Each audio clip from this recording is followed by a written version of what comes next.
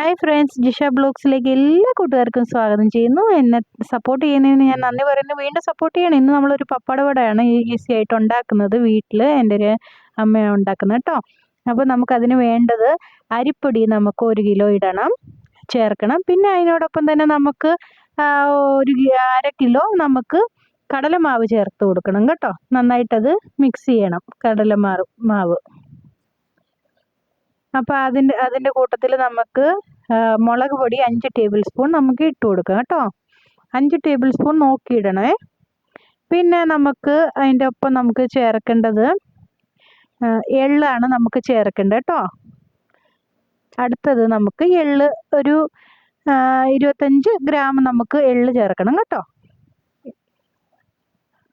25 gram നമുക്ക് എള്ള് ചേർത്ത് കൊടുക്കണം. പിന്നെ അതിനോടൊപ്പം തന്നെ നമുക്കതിലേക്ക് നമുക്ക് ജീരകം ഒരു 20 ഗ്രാം നമുക്ക് അതിൽ ചേർത്ത് കൊടുക്കണം. പിന്നെ നമുക്ക് മഞ്ഞൾ പൊടി ഒരു 3 ടേബിൾ സ്പൂൺ ഇട്ടാൽ മതി. നമുക്ക് എന്താ വെച്ച് കഴിഞ്ഞാൽ പുറത്തു നിന്നൊക്കെ നമുക്ക് കളർ ഒന്നും ചേർക്കുന്നില്ല.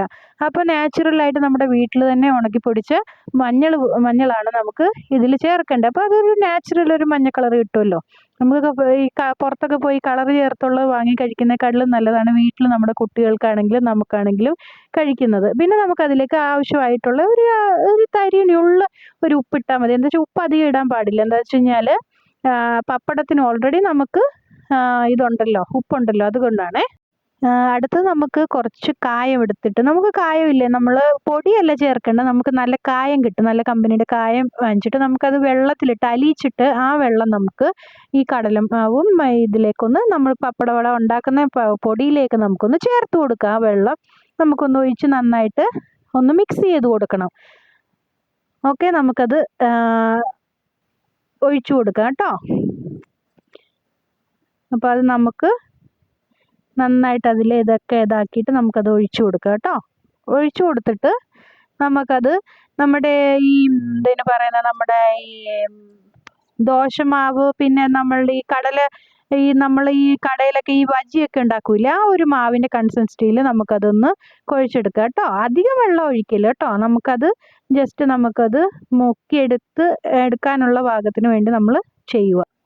അത് കഴിഞ്ഞ് നമുക്ക് പിന്നെ അടുപ്പ് കത്തിക്കാം. അടുപ്പ് കത്തിച്ചിട്ട് അതിലോട്ട് നമുക്ക് ചട്ടി വെച്ചിട്ട്, അപ്പോൾ നമുക്ക് ഇതിലേക്ക് 3 ലിറ്റർ നമുക്ക് സൺഫ്ലവർ ഓയിലാണ് ചേർത്ത് കൊടുക്കേണ്ടത്. പിന്നെ നമുക്ക് പപ്പടം എടുത്തിട്ട് പപ്പടവടയിൽ മുക്കിയിട്ട് നമുക്കത് പൊരിച്ചെടുക്കാം.